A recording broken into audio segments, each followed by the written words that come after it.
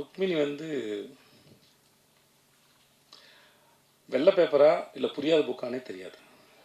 எதுவுமே கண்டுபிடிக்க முடியாது ருக்மிணியோட எக்ஸ்பிரஷன்லேருந்து. But such a sensible artist. தன்னோட சீன் என்ன, தன்னோட வேலை என்ன, அதை எப்படி பண்ணணும், அதை ரொம்ப ஆழமாக புரிஞ்சுக்கிட்டு சின்சியராக பண்ணக்கூடிய ஆர்டிஸ்ட். அதாவது எந்த அளவுக்கு சின்சியர்னால், நம்ம போகிற லொக்கேஷன் இது, அந்த ஊர் எப்படின்லாம் படிச்சுட்டு வந்துடுவாங்க. அந்த அளவுக்கு ரொம்ப ரொம்ப சின்சியரான ஒரு ஆர்டிஸ்ட். நான் கூட சொன்னேன்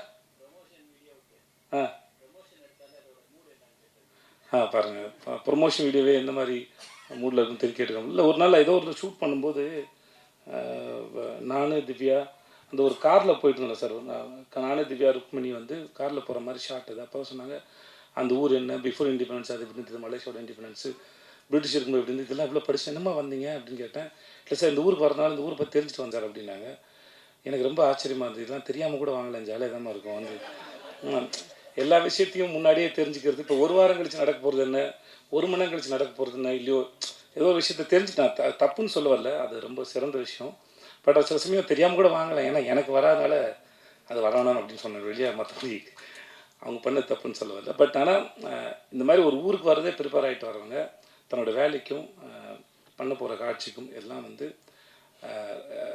நிறைய ப்ரிப்பேர் பண்ணிட்டு வந்தாலும் அது அடாப்டபுளாகவும் இருப்பாங்க, புரிஞ்சுப்பாங்க. இல்லை நான் ப்ரிப்பேர் பண்ணிட்டு வந்துட்டேன், நான் படிச்சுட்டு வந்துட்டேன், இதைத்தான் நடிப்பேன் அப்படின்லாம் அடம் பிடிக்கிற ஆள் இல்லை. Wonderful artist. Thank you so much.